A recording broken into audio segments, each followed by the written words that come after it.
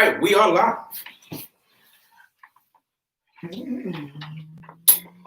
People. Oh.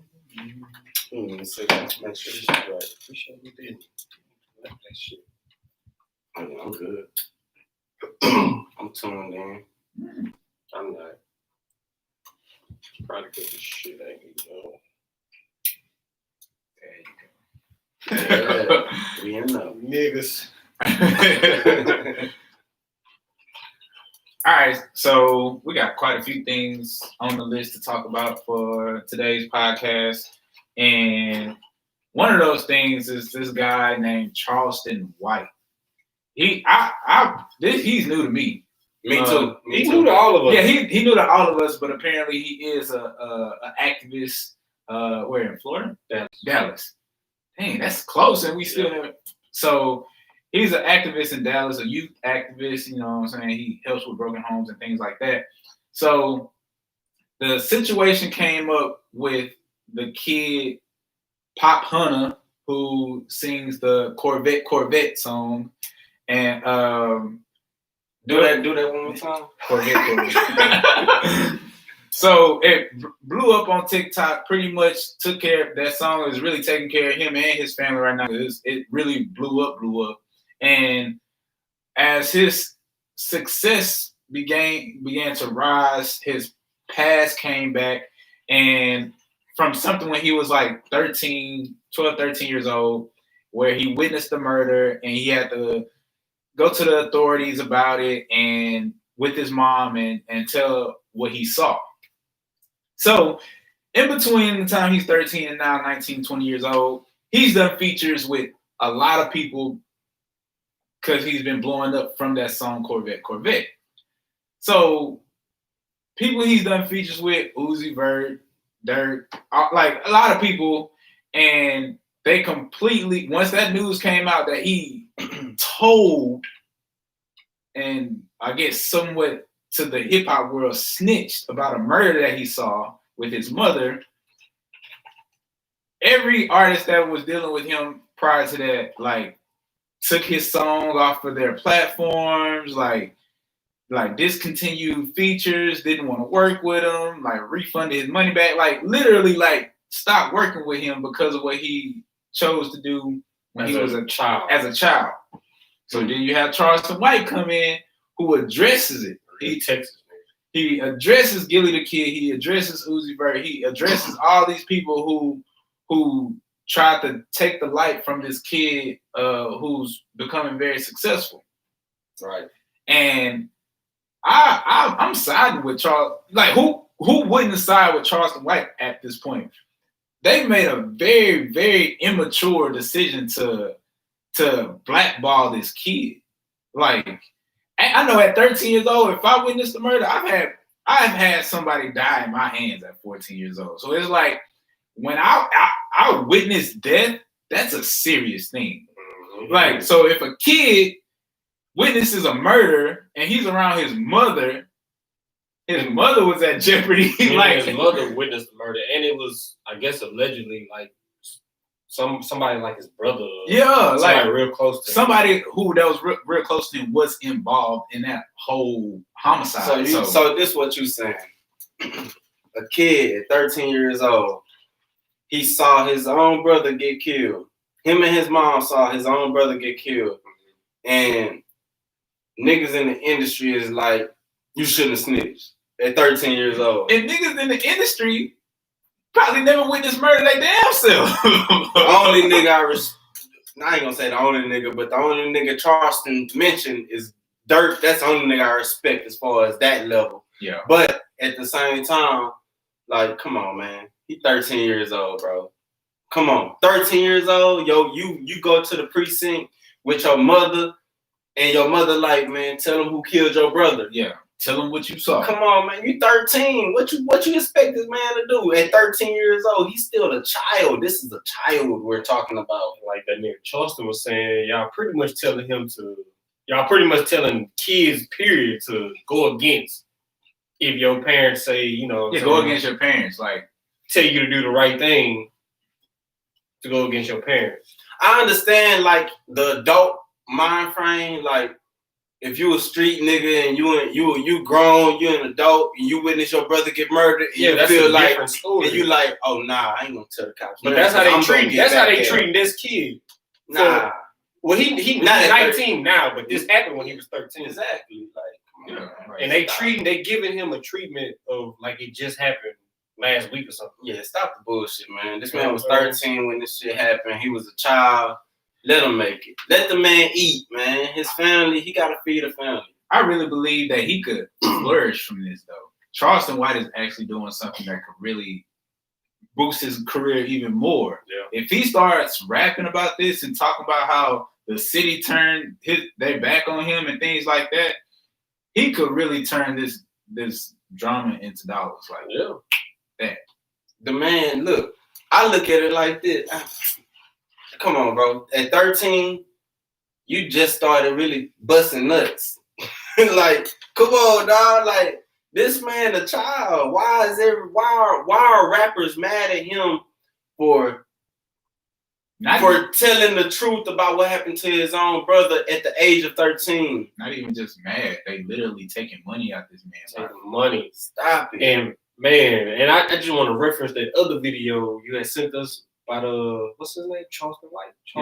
Winston White. Charleston White. When I don't know who said it. But anyway, the nigga, he was talking about snitching. Yeah. And he was talking about, you know what I'm saying, like if I'm or snitching, he literally kind of mapped it out like how snitching and telling is two different things. Like if you going to work, you on your way to work. And just say I'm a street nigga. I'm not. But just say I am. And I call you and say, hey, come scoop a nigga up. Take me over here, blah, blah, blah. It's on your way to work.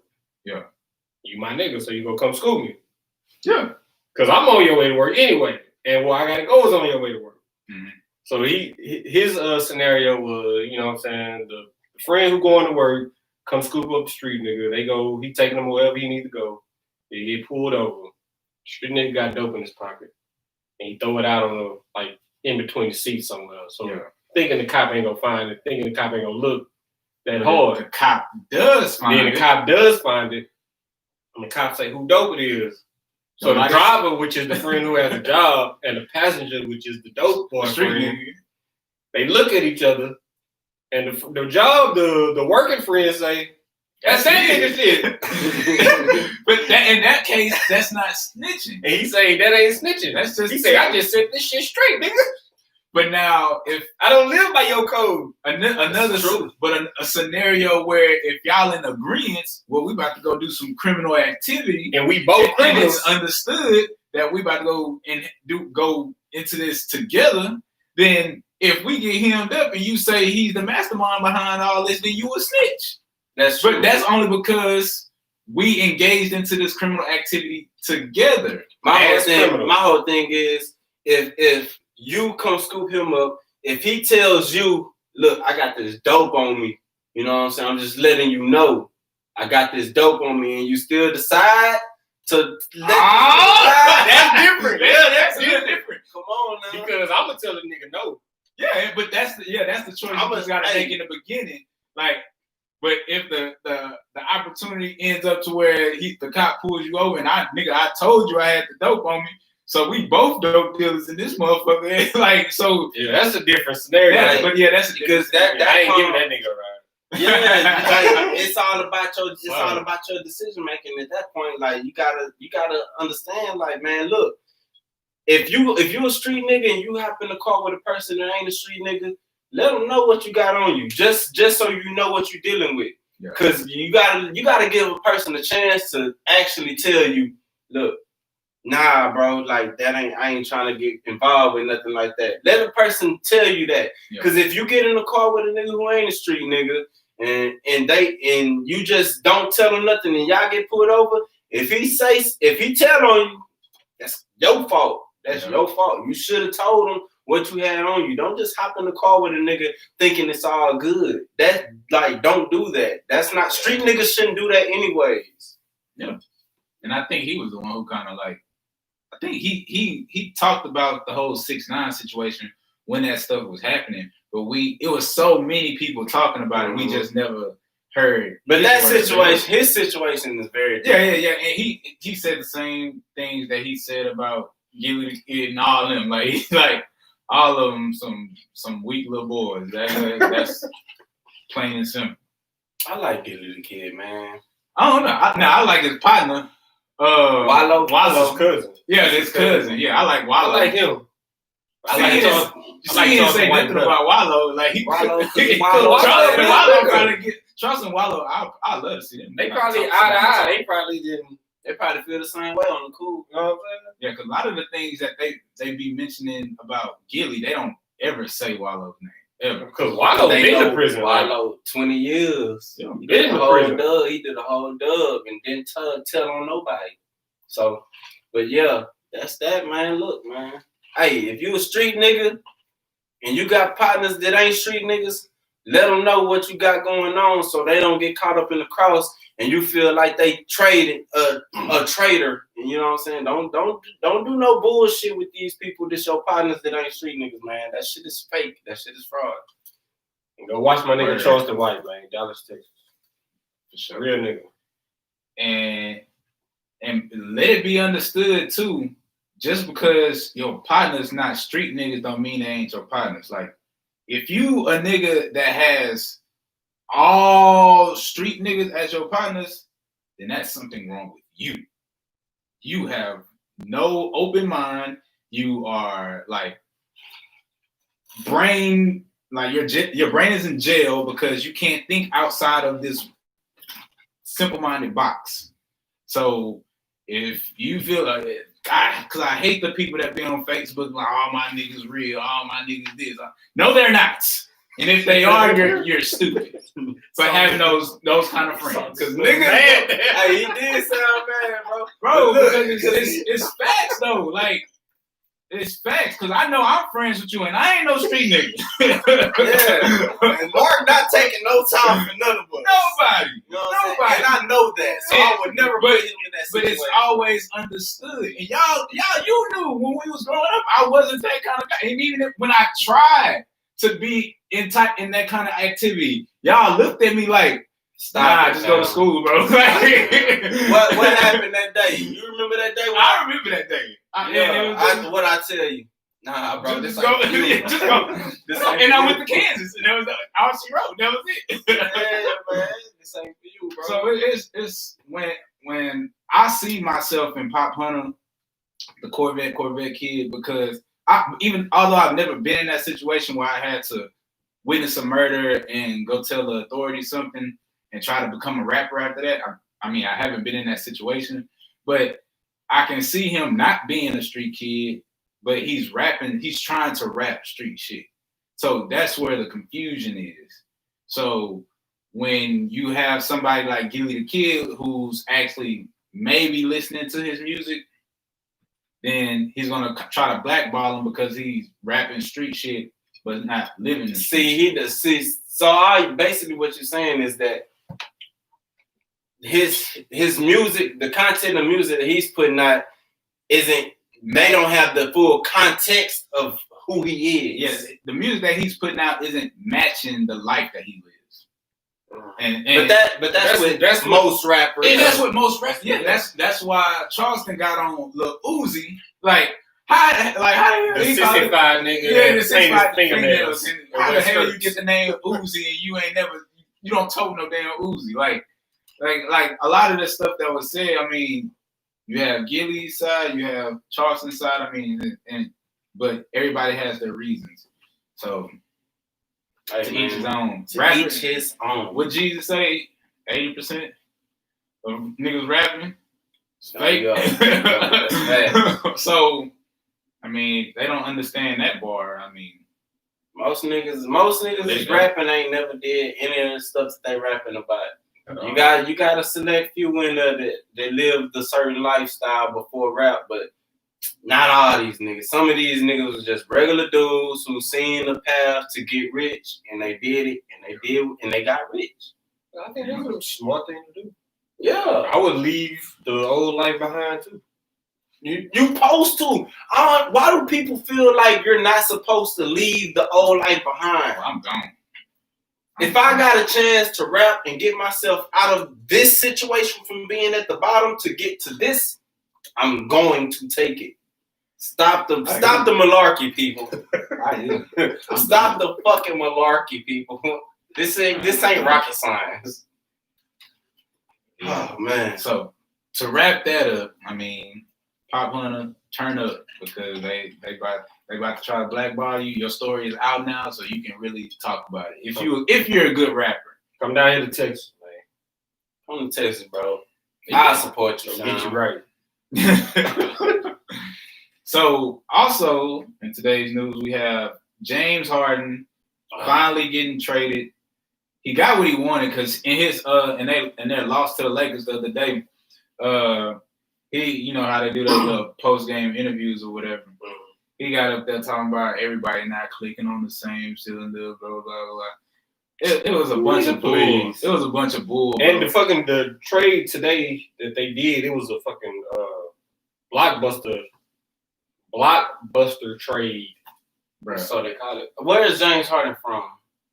I think he's from. I want to say he's from DC. Nah, he's from Cali. He's probably. I don't know. I really don't care. He's from Cali. I think he's from LA to be exact. But it was a 3-way deal between Houston, Cleveland, and Brooklyn. Mm-hmm. Rockets ended up with 7 picks in the draft. Yeah. In the first round? Yeah. All of them in the first round. Because they already had 2 picks. Right. And then they traded and got 3. And traded James Harden and got 3 from the Nets. Right. So that's 5.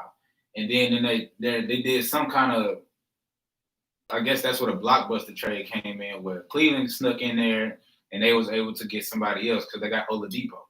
Yeah. So, hey man, look, I like James Harden. I don't like what happened between everybody, like with James Harden and the Rockets organization. But I like James Harden. He did what he needed to do when he got here, you know. He couldn't do it by himself, and honestly, he wasn't gonna do it with Westbrook. I just knew that for sure. I didn't think that. I ain't gonna lie. I thought they was gonna be a powerhouse. And he couldn't do it with CP3. He wasn't gonna do it. CP3, and a bomb. He's a bomb. But no, Westbrook. I think Westbrook is just toxic. Sleep. Westbrook is toxic though, because he is in DC right now, stinking it up. Beasley, like. He's ready to get that nigga by. Like, come on, bro. Like, I did think he was gonna do something with Westbrook. Westbrook need to go to a freshly, like, now Westbrook will be good here without Harden. Westbrook needs to go to the Suns. Westbrook is the person. I don't know. Westbrook, if Westbrook not the star, he can't go to a team that already has a star. Yeah, he can't. That's why. Well, you need to go somewhere to like the Nuggets or like the Orlando Magic. The Nuggets. They don't need to go to the Nuggets. What? The Nuggets is like the Spurs. They don't have no big like franchise player, but them niggas balling. They ain't dealing with his bullshit. No team wants to deal with his bullshit. James Harden that ain't balling might deal with his bullshit. That's true. And then I don't know how they gonna keep James Harden in line in Brooklyn. Nah, it's gonna work because I think James Harden gonna fall into place. Like you talking about just like Kyrie, bro, or Kyrie man gonna be in the club. Man, he don't give a damn about what KD think. Oh, you talking about personal life? Yeah. Oh yeah, he gonna be worse like that. Right, worse. He was in the strip clubs down here. Oh, it's gonna be. But you know what? With this virus going on, it's more strict in New York. Nah, New York is different, bro. My cousins stay up there, bro. They throw a private party in one of them. So, especially in Athens. Right. Look, man, New York different, bro. With this virus, bro, they really on some. The Hamptons private property, family. Money whatever talk. the fuck we want to do. Money talk. Money does talk. James Harden drop a stack and be like, "Hey, y'all come through." It ain't nothing for him to take a quick flight. That nigga missed the game because he was in Atlanta and fucking little baby birthday. Man, he got $100,000. He gave little baby $100,000 and some honey buns. That shit crazy. Whatever that means. But I think that was a joke. I think that was just like some honey bun, like triple 100 bands. Oh, double entendre. Yeah. 100 bands, 100 buns. Yeah. Okay. Yeah, okay. But anyway, Harden, That's loud. KD, and Irving. That's a good ass. It's a good line. It sounds like it's gonna be them in LA. If the coaching is right, because with a three-headed monster like that, you have to be able to coach them well enough to where if each one of them can drop 30. This shit gotta mesh together, man. You gotta mesh together. That shit gotta come together like ass cheeks. That's what they gotta do. But that's what's so hard. Like, and that's why people be like, why do coaches get paid so much? You have to know that it's hard to coach 3 superstars. Mm-hmm. It's hard. It's easy when you got Popovich with the Spurs and you got Kawhi Leonard, who's a quiet assassin, and like Ginobili, like how he used to coach. The coach had an easy job with Kyrie and KD. Yeah, but Harden, whole different ball game. Because KD gonna that nigga. That's like having one of us niggas on the court. Yeah, this nigga is out thugging at the strip club. I just gotta worry about. He's just a headache, man. I don't know. I don't think James Harden is a headache. I don't think he was in his tenure here in Houston, but I think since he has that leverage now, and you built that name, and you are that player, I feel like it's just I don't know. I think we'll see. You know what I think about Harden, bro? I think Harden mentally checked out of Houston way before we even knew. I think that's what happened. I think Harden seen something going on within the organization of the Rockets, and he was already mentally out of it. You know what I'm saying? Because like you take us. The man did his job. He did his. We cannot doubt that. I did his job. Russell Westbrook for last year's L's. Okay, so like build a team around this man. You know what I'm saying? That's what we should have did. It's the same thing with Deshaun Watson. The team was not bad. The team wasn't bad. No, the team wasn't bad. It wasn't bad, but they could have built a better team. The team was predominantly built around him. Yeah, when they brought in Westbrook, that was them saying, okay, they have chemistry. Let's put them together. Which that was so dumb, but CP3 was the best move to me when they brought him in. Man, them niggas was balling. But I mean, CP3 was always hurt, so. That was only, bro. That's the problem. But that was only lag though. You bring a person because he picked up everywhere that Harden dropped off. I know, but it wasn't a consistent thing. He always hurt. Didn't he get hurt every year with us? Yes. That's all I'm saying, bro. You bring in a person that's injury prone. Stop it. Bring in some new meat. No pause. Have you not heard yet? What in OKC? Yeah. I don't think he's not playing nowhere near as many minutes. Man was playing.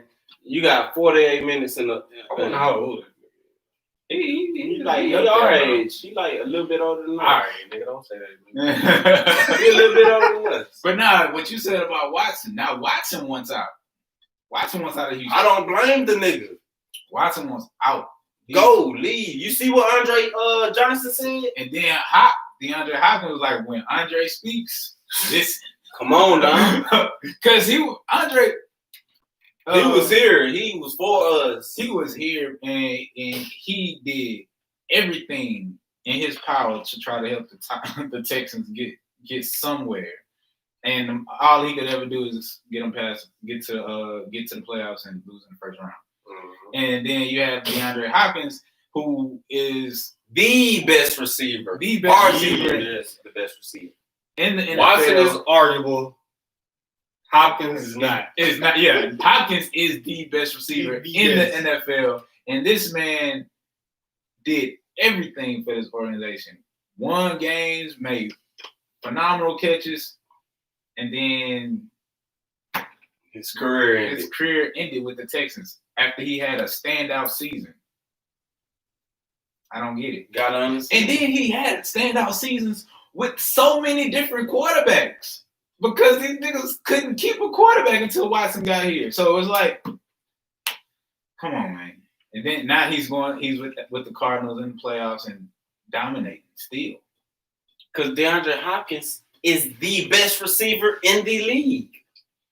Yeah. So it's like, come on, bro. Like we let this man go to do what? We got who was our pick? Who was our pick? Tell them who no. The running back. Oh yeah, that sorry running back they got from the Arizona Cardinals. And the old guy too. Come on, dog. Probably was a budget player. I don't know, but budget. But it could. Well, if it was the budget, why they kept JJ Watt and gave Watson more money?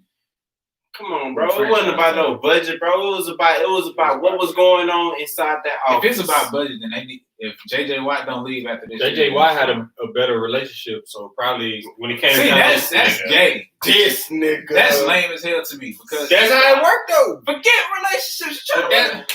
It's a business. Oh, but that's true. It is about relationships because JJ Watt sells jerseys.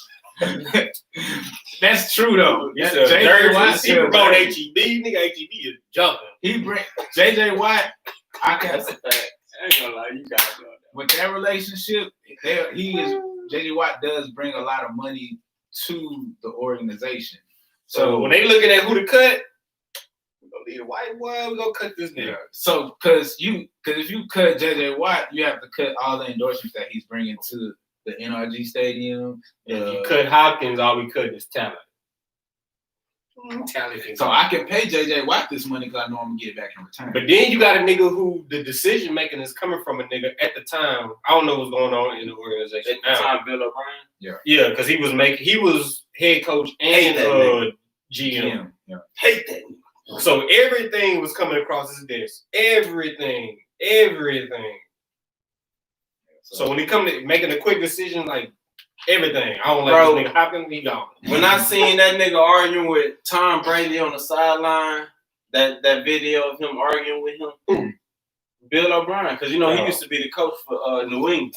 And when I seen that, I was like, "There's a reason why New England said, you know what, we gonna let you go, but we gonna keep the player." Like, come on, man, this man here dumb as hell, bro. You let the star player, you let the man who gonna catch everything over anybody in the league go. Stop it. He made a GM. His GM side overrode his coaching side.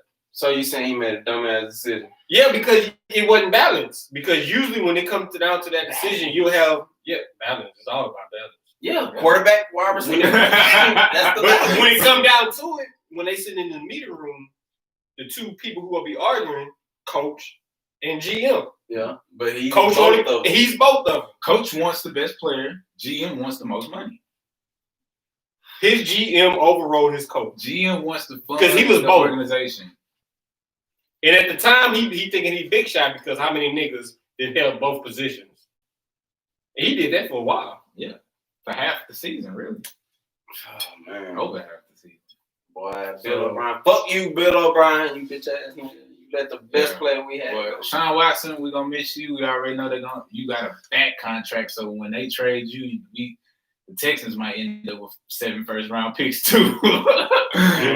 Here we go, starting all over again. Right? Oh, we're gonna get us a defensive tackle, and we're gonna get us a punter. We'll keep on talking like the Texans. Oh man, I hate it, but you might be right, bro. Man, so we're gonna get a defensive tackle, a punter, a deep snapper. You know what I'm saying? All in the first round. Because look, when the Texans started, I ain't gonna lie, the Texans started. Their quarterback was good. We didn't have a line. We didn't have a lot of stuff. Matt Schaub was actually all right. He was all right. He was decent because when he ended up getting traded to Oakland, I think, or something like that, and he actually had an okay year. Like, it just seemed like when players leave Houston, it's like they just get better. They flourish. Jadeveon Clowney. Maybe in the meeting in Seattle. Maybe in the meeting room they should say, what are we missing? When a player leaves, wherever they go, they flourish. What are we missing here? What's the nigga name that Andre Johnson brought up? Esther B or some shit like that. Oh yeah, the same one when he was talking about the Texans. He's Esther B. Whoever's in the office up there, he brought somebody's name on. He say, as long as that person there, there's always gonna be like that, pretty much. And that's when Deandre Hopkins was like, when he talked, listen. You know what I'm saying? Like maybe we just need to let that nigga go. Because if this nigga said this, if Andre said this, and then DeAndre was like agree with it, maybe it's some truth to this. Maybe they need to look into that. Maybe this guy needs to be gone. I'm gonna look into the Texas organization tomorrow. The Texas I'm trying to dig up some names. We've always been on some bullshit when it comes to football. Whenever our organization, but the talent don't be the problem. It seems like it's more the politics of the team. It's the politics. It gotta be. We've had too many opportunities to get big time players and didn't. We had too many opportunities to keep the best players that we had and didn't. So it's like, did he come here straight out of college? Yeah. No? Did he? Yeah. Oh yeah. He came straight out. So we drafted him. Yeah, it was late round draft. And that nigga was the truth. The best thing that happened to us in a long time, and we let him go. We got a running back. They want how the grandparents used to say back in the day, wolf or down. Wolf or down. And I think he was on the injured reserve list at the time we acquired the nigga. Look, man. All I know, James Harden, I ain't mad at you. You know, you're gonna get that bread with Nets. So get your money. Cause this shit is nothing. First of all, this shit ain't even personal because the NBA is a business. It's a business. You gotta make a business move. So it's not personal. James Harden, do what you do. Flourish. I wish the best for you. They might have to face LA. What's next though? Now we're moving on to Lori Harvey. So I don't really know nothing too much about this trick. But a lot of people been calling her a trick, hoe, all kinds of stuff because she's been with so many people. The latest relationship I seen her in, she didn't trick my nigga. The purest nigga we got. Who is that? Michael B. Jordan. Oh, I was about to say that. Her latest relationship is with Michael B. Jordan. And you know they got like an 8-year difference in age or something like that. Ain't nothing wrong with that. Not at all. She's 24. I think he's like 32, something like that. But yeah, perfect. But she's been with plenty of other guys prior to him, and it's like, and people were looking at Michael B. Jordan like, damn, Michael B. Jordan, like, you gonna get with a girl who's been with everybody, and it's like, when I heard people start making noise about that, I started thinking, okay, they did the same thing with Sierra. Sierra had been with Bow Wow, Ludacris, Future. Now she with Russell Westbrook. Fucking Aaliyah, she was with R. Kelly, Jay-Z, DMX, or who else? And this was at like not Jay-Z, Dame Dash, and Jay-Z. So so it's like when you look at somebody like Lori Harvey, who's in that industry but doesn't necessarily do much. Right. She's just living off her dad's name. Like, it doesn't matter what a woman does. If she's in that industry and she's dated rappers, dated actors, she's gonna have a bad name regardless. They're gonna put that asterisk by her name. Kim Kardashian, same thing. Like, you've been with all these different. You wanna take this one first? I don't. Look, okay. These are my thoughts on this. So it's a lot of people who are against Lori Harvey for dating all these different people. Me personally, this is my first thought. Who gives a fuck? That's my first thought was who gives a fuck. And she young, so yeah. So she's doing the same thing we all did. She lived on that doing level. On that higher level, yeah. So, publicly doing it. And that's the only reason. That's the only reason, bro. You know how many niggas, baby mamas out here done been with thousands of niggas? Like, come on, bro. Leave her alone. Because niggas do the same thing. We do the same thing, bro. NBA young boy got 4 baby mamas. And we know one of them personally. But, you know, that's neither here nor there. Future got 6, 7 baby mamas. Like, come on, man. Stop. Come on. Like, and So, and this woman has no kids. None, She's man. just dating multiple niggas. Fuck what they got. Man, look, this woman living her life. She 24 years old. 24. At 24, only thing I was thinking about was fucking these hoes. And if it's a nigga out there that's calling her a hoe, it's because they wish they was doing the same thing she was doing. You know what I'm saying? Look, bro, Lori Harvey. If Lori Harvey hit me in the DM right now, guess who the next nigga gonna be in the picture with her? This nigga right here. And guess, bro, nigga, I married Lori Harvey. Nigga, fuck what they talking about, bro. Man, I ain't worried about the bread. She just fine. And shit, I can learn to love her. Nigga, learn to love. That's the way to go. Yeah, women in that industry get a bad name for all that stuff. I can see why it gets so much attention because you got a woman like her who's kind of in the mix, and every time she in the mix, you seeing her dating a different dude, or you know what I'm saying, just out doing this and out doing this.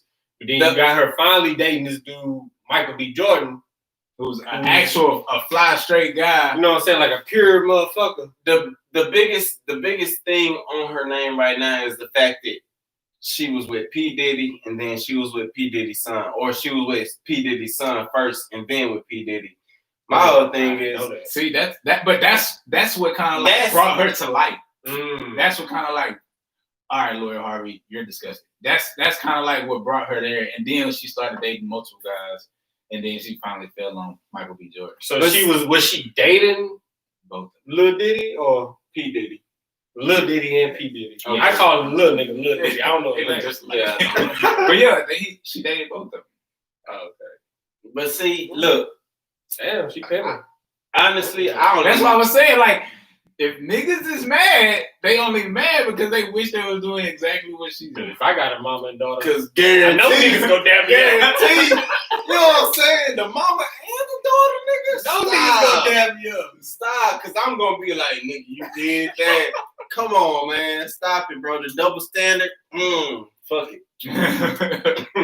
Yeah, people just gotta stop living through that double standard. Like, bro, if a man can do it, a woman can do it too.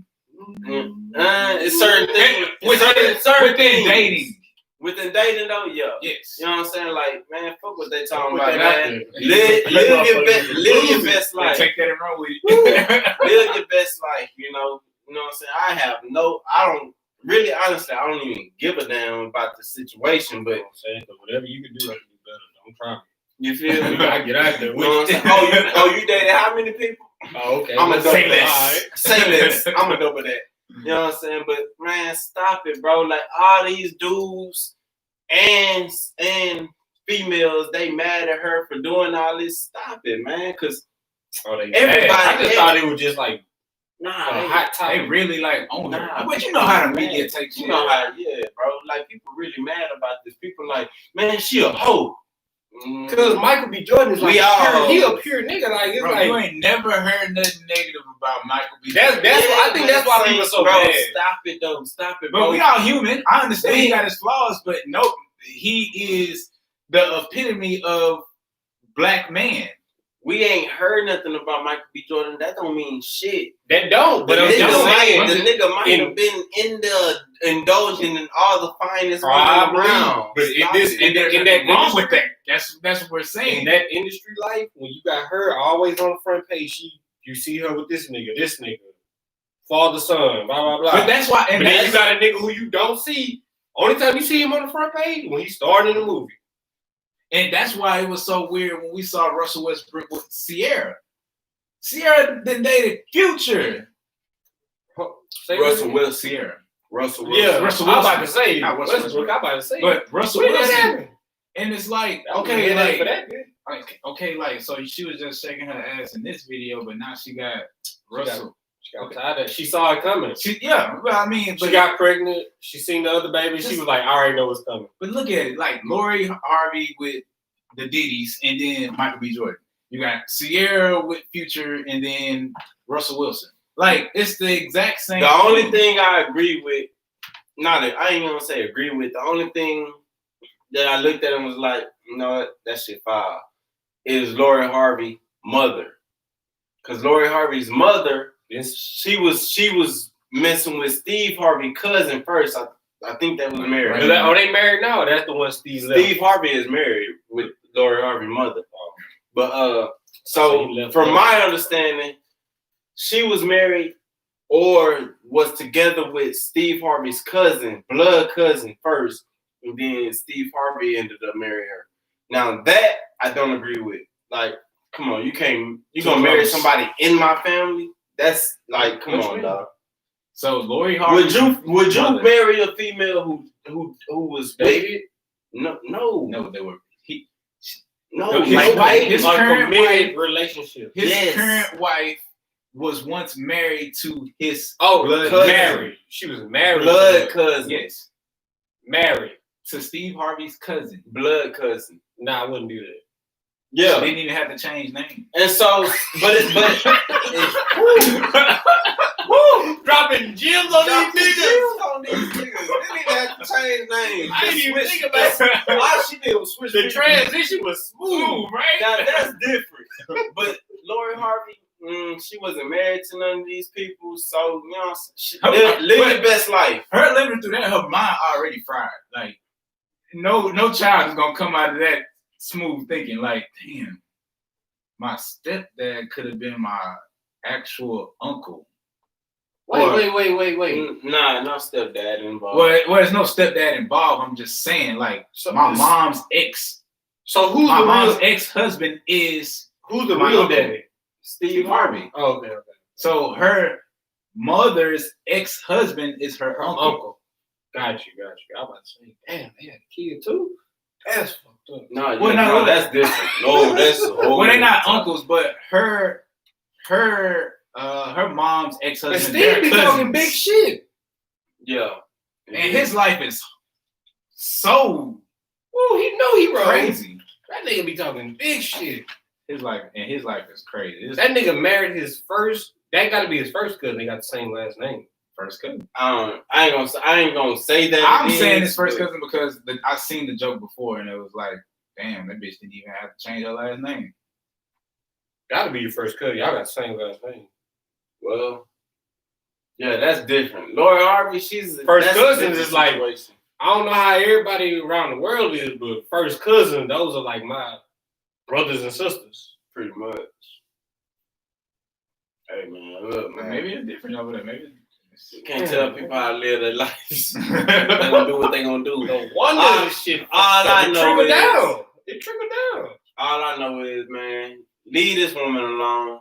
She living life. Let her live her life, please. Like all these niggas and all these females talking about, oh, she a hoe, man. We all hoes.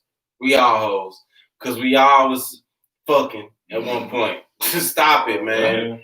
People evolve, people settle down, and then they get in a relationship that they gonna be in. Let people live their life. Let people figure out life first. She's 24 years old, first of all. I don't expect her to understand or figure out life at 24 years old. Exactly. Let her go through what she has to go through and then get to where she needs to be. Stop all the bullshit, please. What was a lot of y'all females doing at 24? I ain't gonna say that. You know what I'm saying? Because I was there.